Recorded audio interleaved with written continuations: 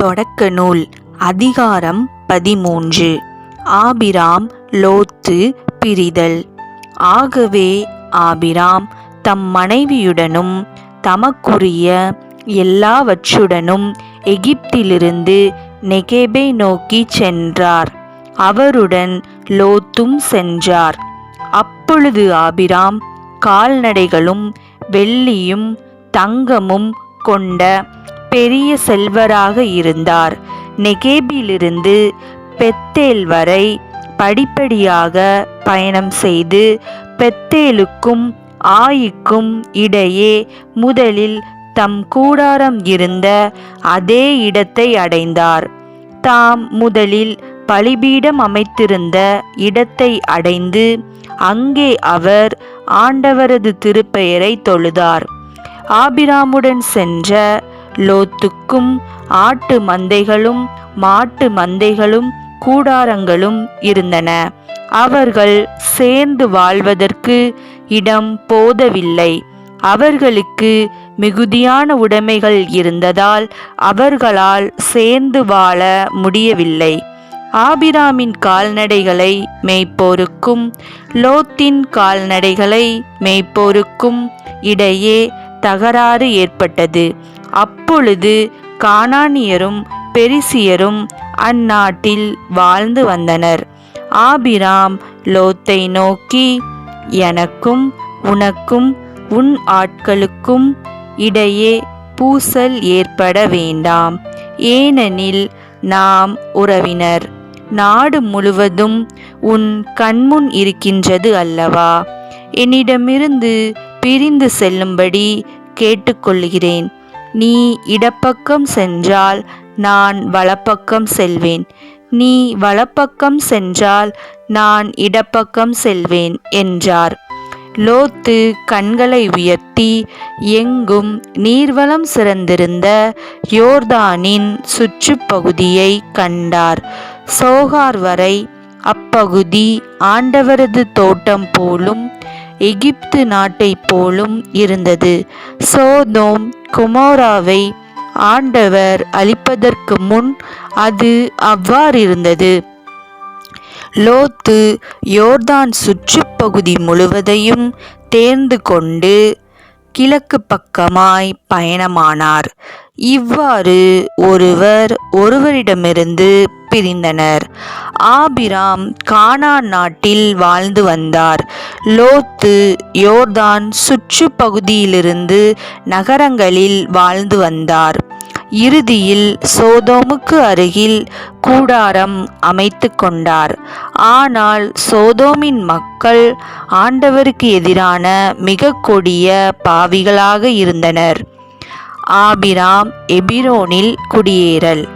லோத்து ஆபிராமிடமிருந்து பிரிந்த பின் ஆண்டவர் ஆபிராமை நோக்கி, நீ இருக்கும் இடத்திலிருந்து உன் கண்களை உயர்த்தி வடக்கே தெற்கே கிழக்கே மேற்கே பார், ஏனெனில் நீ காணும் இந்த நாடு முழுவதையும் உனக்கும் உன் வழிமரபினருக்கும் என்றென்றும் கொடுக்கப் போகிறேன்.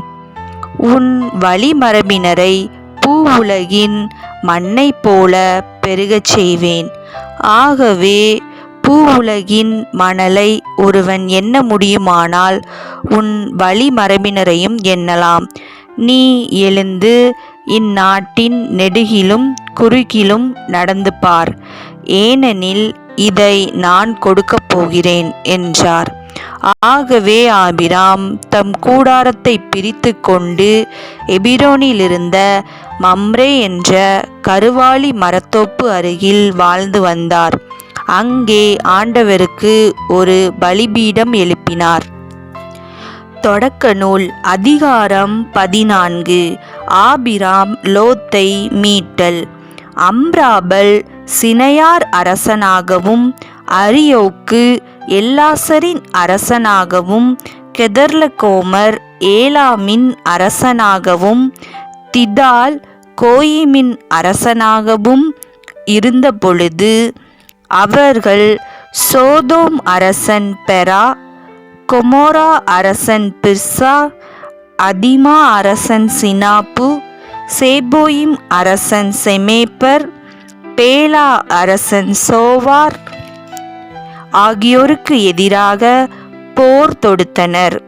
அவர்கள் அனைவரும் இப்பொழுது உப்புக்கடலாக இருக்கும் சித்திம் பள்ளத்தாக்கில் ஒன்று திரண்டனர். 12 ஆண்டுகள் அவர்கள் கெதர்லகோமருக்கு பணிந்து இருந்தனர். ஆனால் 13ஆம் ஆண்டில் அவனுக்கு எதிராக கிளர்ச்சி செய்தனர்.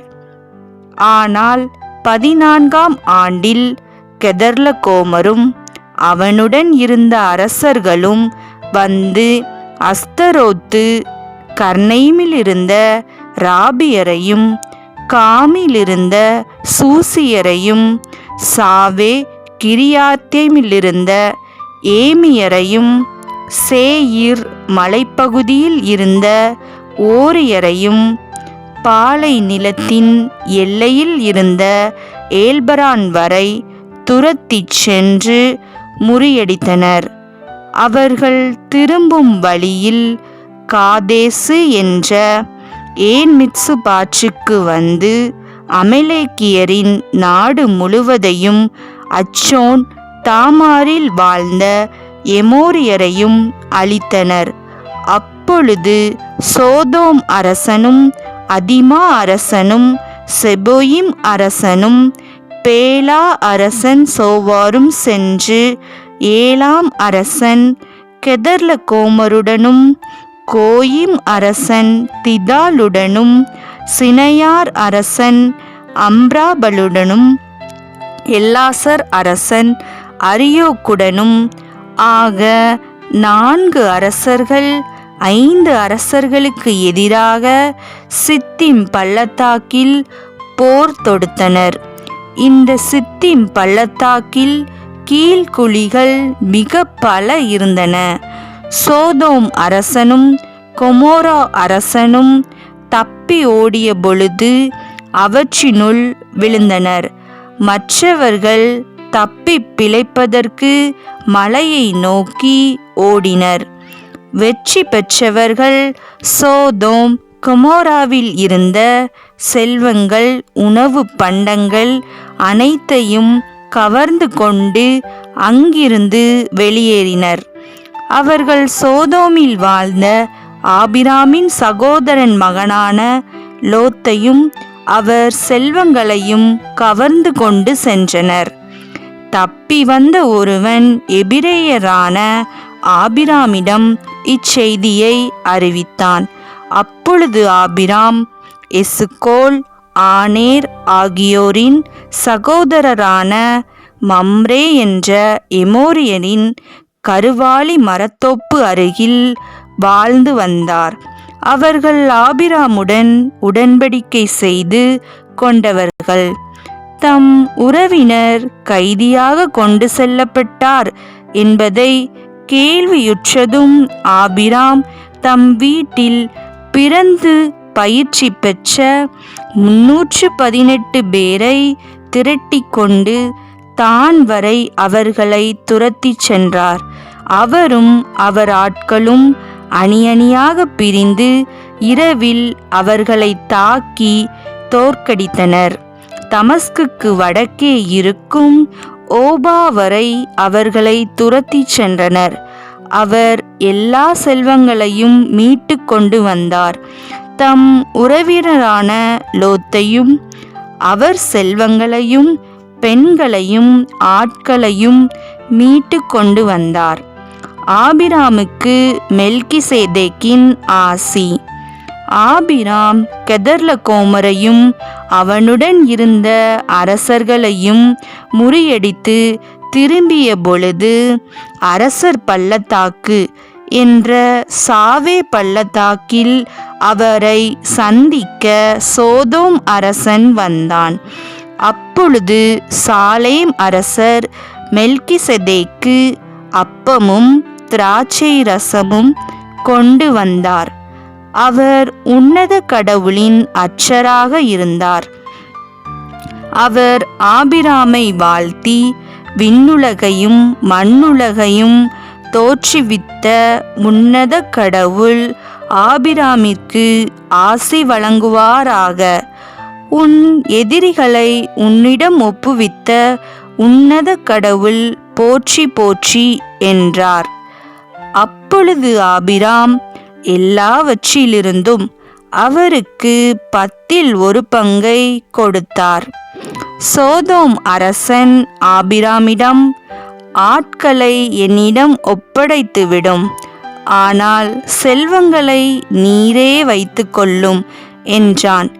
அதற்கு ஆபிராம் சோதோம் அரசனிடம், விண்ணுலகையும் மண்ணுலகையும் தோற்றுவித்த உன்னத கடவுளாகிய ஆண்டவருக்கு ஆணையிட்டு கூறுகிறேன், நான் தான் ஆபிராமை செல்வன் ஆக்கினேன் என்று நீர் சொல்லாதபடி உமக்குரிய அனைத்திலிருந்தும் ஒரு நூல் துண்டையோ காலணி வாரையோ நான் எடுத்துக்கொள்ள மாட்டேன்.